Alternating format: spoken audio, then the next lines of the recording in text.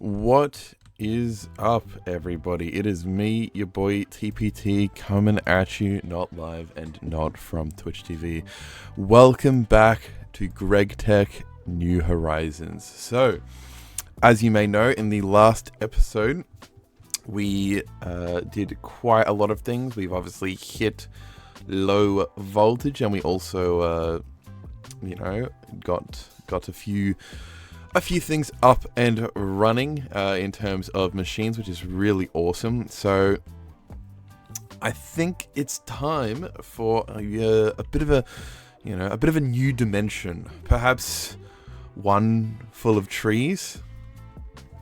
Oh, and look at that. I get to do the honors. So, are you ready, guys? Are you ready?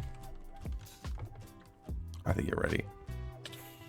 Boom! The Twilight Forest has opened. And you know what that means? It means it's time to jump in. Let's go.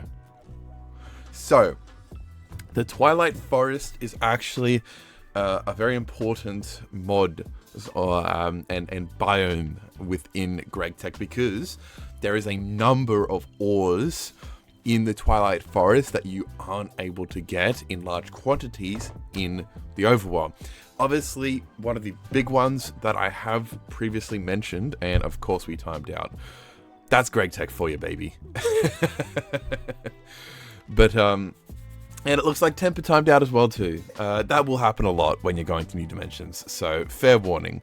Anyway though, as I was saying, there is a number of ores in the Twilight Forest that you just can't find in the overworld, at least in large quantities, and the biggest one of those is silver. Silver is a very, very important ore and metal that we're going to need to get for the future of Gregtech, obviously. So, little trick is, this is a bit of a funny bit of NEI, but if you type in the dimension into I think it's NEI. Is it NEI or is it JEI? Either way, if you type in the dimension, you can actually see what veins appear. So you will notice that most of these are either shared with the Twilight Forest and the Nether or the Overworld. So first example, obviously here we've got molybdenum, which is very much important. I believe I'm pretty sure molybdenum is a type of rare earth used in magnets and stuff. Off the top of my head, I think. But I could be wrong on that. Either way though, we do also have olivine, which gives us glauconite, bentonite, a bunch of other stuff. And we have this right here, which is the terra and air veins, which obviously are for magic. And there's another one in here somewhere, but I won't bother with that.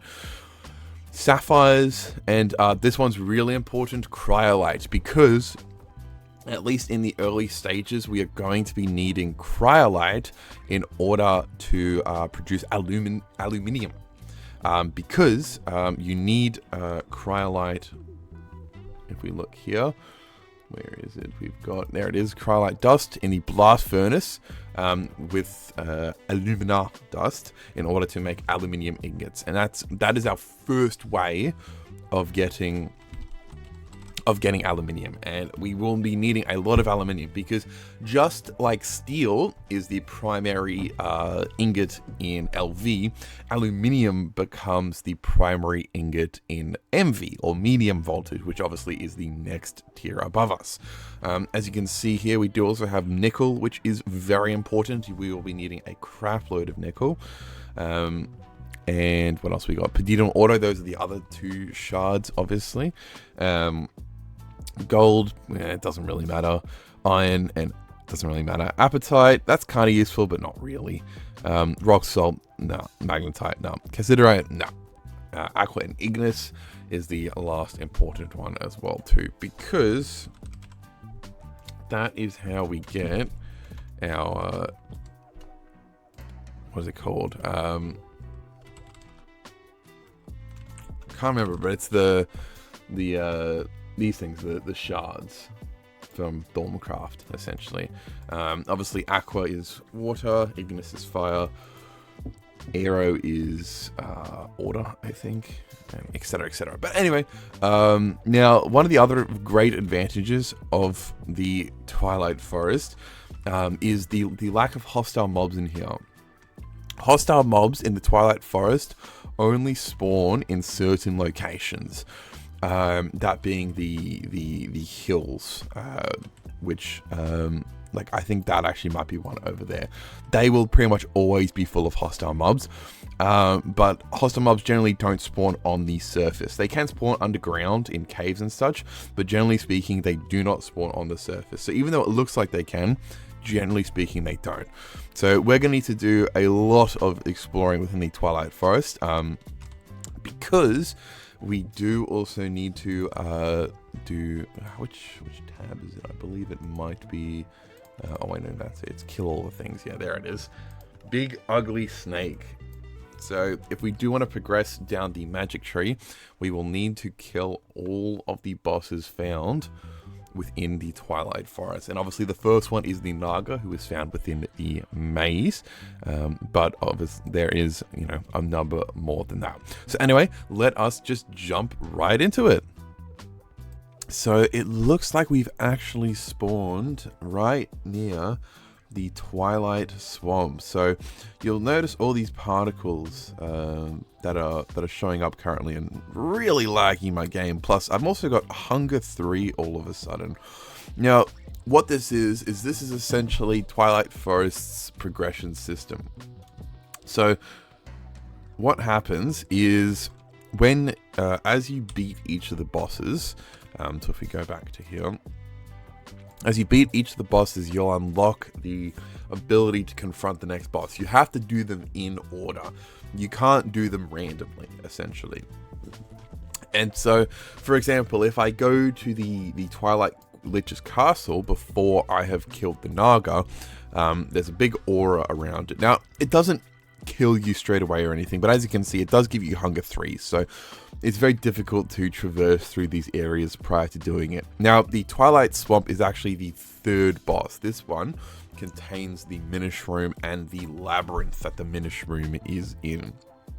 And if I go into here and I try to break into the labyrinth before we've defeated the Twilight Lich, the labyrinth won't actually be breakable and I won't be able to enter it. So there's not really too much of a point of going in there until we take out the Naga and the Lich. So the slight problem with that is sometimes the Twilight Forest's progression system is a little buggy, in the sense that you have, yes, it even says right here, has a tendency to bug out detecting boss kills if you don't melee them. So you want to complete this quest, use the spawn eggs from the coins tab and melee them when they get low on health if you miss them the first time. So sometime when you kill the bosses, it doesn't necessarily register that you've actually killed them. What I was just doing is, if you do pick up the for example, the Naga token, throw it back on the ground and then try and pick it up a second time. Sometimes that does also fix it. But also another important thing to note is that if, say for example, if Temper killed the Naga, but I wasn't there, I didn't do any damage, then I would not have the Lich, the Twilight Lich castle unlocked. However, he would.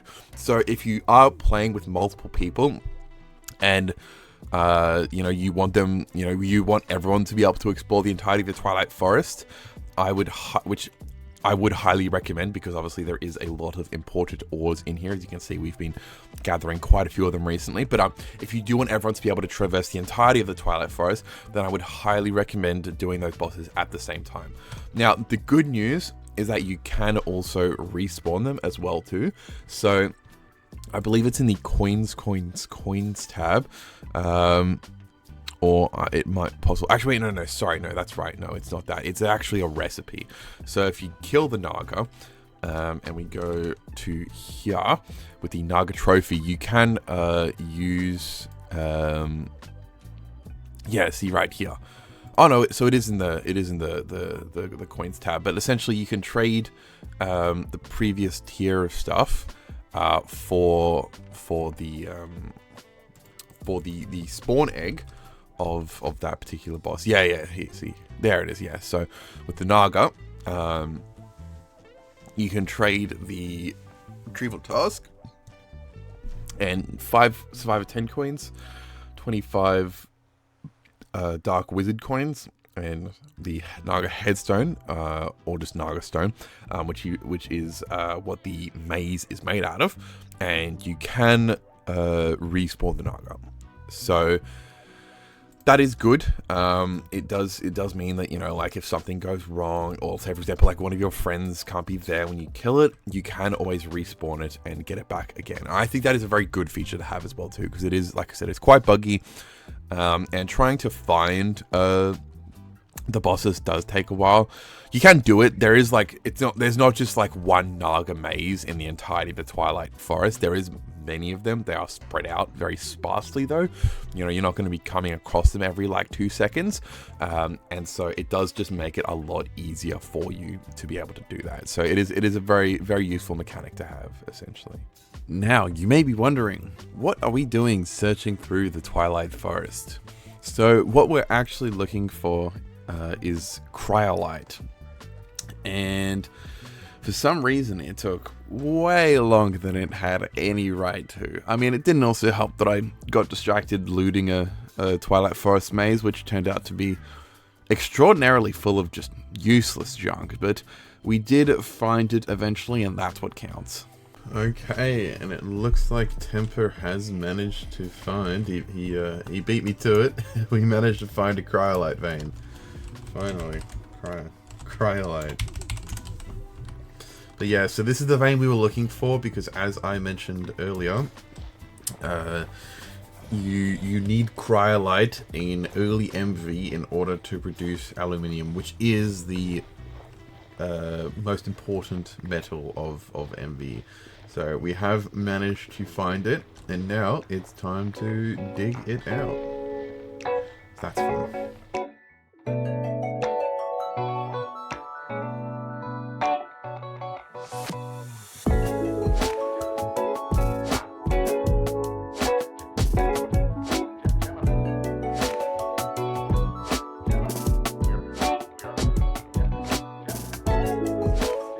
So, long story short, we stripped the entire vein bare, and we got every single bit of lead, galena, cryolite and silver that there is to be had. So this is my haul here. We got 3 stacks of lead, just under 4 stacks of silver, just under a stack of cryolite, and another 3 1/4 stacks of galena as well too, which is also just lead. But that is a pretty nice haul. Again, obviously Temper also has a bunch as well too, because we mined it out together, but this should tide us over for a little while. So we can also just go ahead and the cryolite there is depleted, so we've mined out the entire vein. So now we got to go back and we got to process all of it. Let's go. If there's one thing that I've been wanting to build for a while, it's the Railcraft Iron Tank. Because unlike the Railcraft Wooden Tank, which is generating our water, this one stores liquids and gases. And one of those gases that it can store is steam. So essentially what we can do is we can use it to store steam and act as a steam buffer. Because obviously currently we are using our 3 solar solar boilers, high powered pressure solar boilers, which are pretty useful. However, as you can see, they can only really store about 32,000 steam each. And every time they reach that cap, they release 8,000 and then start making it again. So it's kind of, it is wasting a little bit here, and that is okay, because what we're going to do is we're going to create a buffer which we can use to store more than that, specifically 576,000 steam as opposed to just 32,000. So let's set this up. So first of all, what we're going to be doing is we're going to be going for a 3x3 base here. We're going to drop in the iron gauges on the sides, then just build up the rest of the ball. And thankfully, due to all the loot games that we have been doing, specifically Temper has been doing, we got a bunch of these walls anyway. So I didn't even have to spend any iron on this, because usually I believe the conversion ratio on this is about 3 ingots of iron per railcraft tank. So this is about a stack and a half of iron that we have saved, which is really, really awesome. But what we're going to do here is we're just going to grab out our trusty wrench and just wrench these bad boys up here. Grab the pipes as well too, because you know we don't need them down here. We'll have to re-put them up on the top. So let's just jump around the side. I will say these stairs are a little covered by our machines, but you know, I'm sure it's fine. It's not a big deal. So we're just gonna slap them, I reckon, just here for now. Or actually, we should put the blocks down just to make sure that they don't explode when we put water in them, because of course that's fucking something that they can do. Thanks, Gregtech.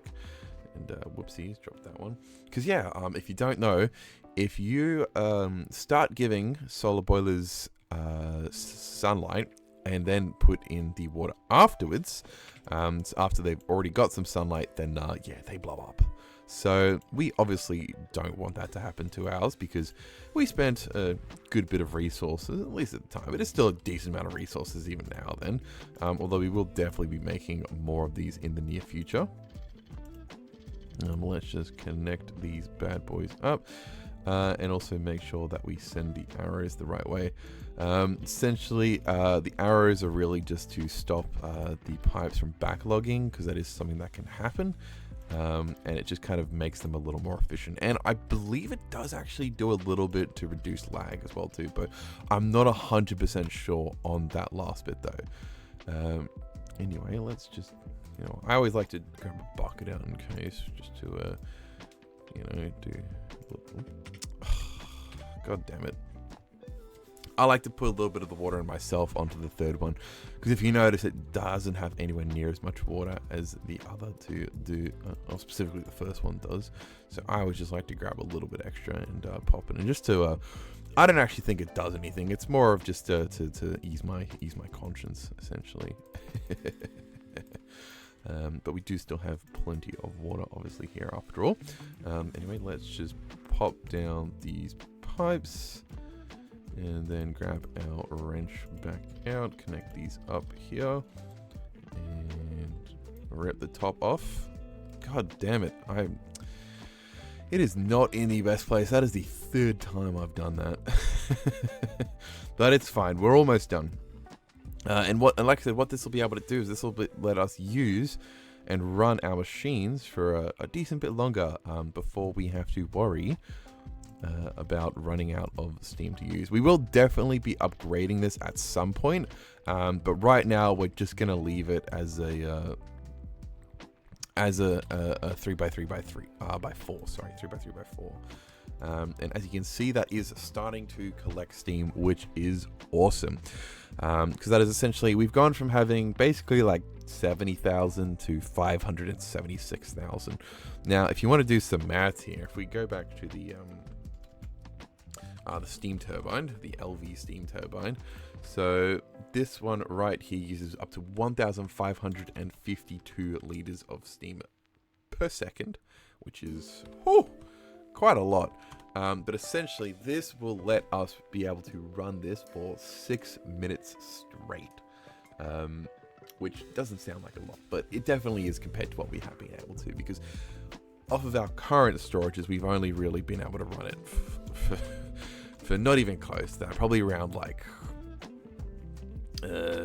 a minute, maybe 2 minutes, and obviously now we're up to over 6, and that's also not factoring in the time that obviously while it's running, the tank is also constantly being refilled. Plus, that's only the 576,000 of the tank, not the 20 to 30,000 stored in the solar boilers as well too. So this is a big upgrade, and it's super useful, which is why I opted to build it, and it's definitely going to help us to really amp up our production of resources. And like I said, we will definitely upgrade it at some point, probably make it a 5x5, but until the point, I am perfectly happy with this. And we will also, again, obviously upgrade the steam boilers as well too, because we will definitely be wanting to grab more of those, because we're going to be going through a lot of steam, particularly when we unlock the EBF, the electric blast furnace, because this bad boy runs on MV power, as you can see here. So what you do is it requires 2 LV energy hatches, and each of those requires 2 LV amps. So instead of 1,552, we're going to be needing 6,208. And with the 576,000 of the tank, that is only going to be able to run for a minute and a half. So the EBF is an absolute guzzler, and it will continue to be a guzzler well into the rest of our series. But we also, unfortunately, do need it for progression. There is no way around it. You need the EBF for progression because you need it for aluminium, you need it for a lot of other stuff, titanium, you know, pretty much anything you can think of, really. And in fact, you can't even unlock Tier 2 MV without completing the EBF time quest. So, like I said, it's very much a gate, and it will continue to be a gate throughout much of the series. And being able to feed it power will continue to remain very, very relevant. You may have remembered that we got a bunch of nickel last episode in that huge ore vein that me and Temper mined out completely. And we're going to need to process this. We're also going to need a crap load of rubber and for all of the cables that we'll be using in the circuits, and we're going to need over a stack of Invar as well to turn it into plates and rods. Another quick redstone mining run, which we got a little bit distracted updating our 9 hammer with haste on it, but we are finally here, and we have got all of the components that we need for our EBF. So you may have noticed that we did tear down the brick blasting furnace. That's because the brick blasting furnace is for poor people. Rich people use the electric blasting furnace. So what we're going to do is we're going to drop down the EBF terminal and the maintenance hatch on the bottom here. We're also going to add in the 2 low voltage hatches right there. And after that, we've still got our output and our input bus, as well as our input hatch, because we will need that as well too. So then drop down 2 machine casings. Next up is the copper nickel coil blocks, which we're going to place like so, and then a ring of heat-proof machine casings and a muffler hatch. Now, please keep in mind that even though we do have pollution disabled in this world, you still need a muffler hatch, because the muffler hatch does technically have an output of CO2 in a number of recipes, and the machine will not work without it. But as you can see, it's gone the same green color as the heat-proof machine casings, which means that yes, indeed, it has formed. So what we're going to do is we're going to go into this quest right here, claim the duct tape, because as you can see, it currently has problems, which is what the maintenance hatch is for. We're going to drop the duct tape on there, and boom, look at that. It is running fine. Awesome.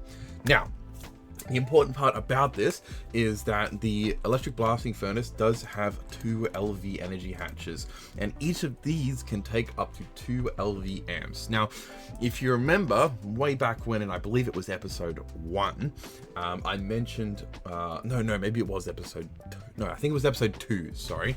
I mentioned that each increment tier increases the power increments by multiples of 4, and the speed by multiples of 2. So what we need to do here is we need to provide 2 LV amps to each of these energy hatches, which will give us 4 LV amps or 1 MV amp, because we're going to need an MV amp in order to be able to actually use this electric blasting furnace to proceed to MV. So we're going to need to make ourselves not 1, not 2, not 3, but 4 steam turbines, which is a bit of a pain in the arse. But, you know, the things we do for Gregtech, right? And besides, this will also provide us with a much easier way to access and produce steel, because if we look at the steel ingots, actually it might be easier to just do this real quick. Oops. 1 second here. steel ingots, and we got a blast furnace. As you can see here, you'll notice that all these recipes require MV, by the way, but if we use wrought iron dust and oxygen, or we can use iron and oxygen, or we can also finally use our steel dust, or we can use wrought iron and coal dust, although that's at EV, so that's not really too much of a problem now. But mostly these recipes here with the wrought iron and the oxygen gas, that will allow us to make steel much faster. Look at that, 120 EU a tick for only 5 seconds. So as opposed to the 4 to 6 minutes we have to wait for steel from the brick blasting furnace with its with coal coke, which we are still going to be using it because it does take quite a while before we can get significant amounts of wrought iron and oxygen gas, which we will obviously be working on in the near future. Because wrought iron, we can make it right now, but it's a bit inconvenient because we have to make the nuggets first, and then so you have to smelt the iron ingots into iron nuggets, then you have to smelt the iron nuggets in a steam oven into wrought iron nuggets, and then you have to put them back in the alloy smelter with an ingot cast to turn it back into wrought iron, which is a bit of a pain in the ass. However, a much easier way of doing it is by using an arc furnace. So once you get access to a decent bit of oxygen, we can just throw the iron ingot, or iron dust obviously, with a bit of oxygen, and it'll turn it into a wrought iron ingot directly. Now, we haven't made the arc furnace just yet. I do believe there is a quest for it, but obviously we haven't done it. Yeah, see right there, basic arc furnace. So it's down over here. So yeah, we do still have a few things which we've got to do to get to it. However, this will make it much easier to be able to get it. We will also need a supply of oxygen, which there is a number of ways you can get it. So the most effective way of getting it is through sugar, specifically through sugar beets, but you can also get it through things like obsidian dust, sugar cane, brick dust, garnets, apatite, salty root, ash, just a whole bunch of stuff. And we will definitely be getting into those methods soon, just not right now, and they do also require quite a lot of power, so we will need to significantly upgrade our setup before we're able to produce it in any particularly large quantities. However, once you start getting to MV and HP, that's when stuff really starts to get kicked into high gear, and we're able to really start producing a lot of infrastructure, because as I said, this is going to be a very infrastructure heavy run. And I do plan on sticking to my word there. So anyway, let's go build these 4 steam turbines so that we can finally look at booting up this bad boy and being able to start progressing to the next tier. Because if we look, we've only got 2 more factors to get to MVE, which is the chemical reactor down here, as well as the good circuits. And to get the good circuits, we're going to need to go through this process with gallium arsenide crystals, which are quite annoying, because you need both gallium and arsenic dust. I believe we might possibly have a small bit of arsenic off the top of my head. I think we did pick up a little bit in the Twilight Forest. Yeah, we've got 6 little piles of it. So we do actually have 1 pile of arsenic dust, so look at that right there. But we will need gallium, which I don't believe we've got any of, and we have, however, got a bunch of sphalerite, I believe it is. Yeah, right there from when we were mining sulfur, so we can look at processing that. I do very much love this interface here, by the way. What you can do here is, if you use the Gregtech ore processing screen, it can show you all the different possible outputs you can get from processing, for example, sphalerite in this case. Obviously there is other options, but as you can see here, there's a 10% chance of getting gallium from macerating it, although normally I don't think you can do that until HV. I think we've got to electrolyze it, actually. Yeah, we've got to electrolyze it, this particular one, because those outputs, so the secondary outputs on macerators, you don't get until HV and above. But yeah, there we go. Yes, there's a 9.17% chance of getting gallium when you electrolyze sphalerite dust. So we're going to need to make a whole bunch of that, and then hope for the best, essentially, because that's pretty much the only way we can get it. Please! Please! No! They wanna know me. Are they in the only try to trick me into wanting? Let's go! Look, I'm just kidding, guys. It actually was not that hard. I got on literally like the third attempt of getting it, which for a 9% chance, I would say that's pretty good. And we did actually get a reasonable amount from about 2 stacks. We got 10. Which, now that I think about it, actually is probably slightly lower. I think we should have gotten like 11 or 12, but honestly, we will still take it. That'll give us a decent bit of time to be able to, you know, get some of those gallium arsenide crystals. However, before we do work more on the EBF, I do just want to make something really, really cool. So if you don't know, we obviously have our backpack. However, with the aluminium ingots that we got from the kobolds in the Twilight Forest while we were mining there, I'm going to turn one of those into an aluminium plate, and we are going to make the adventure backpack. So this right here is a very, very cool mechanic right here.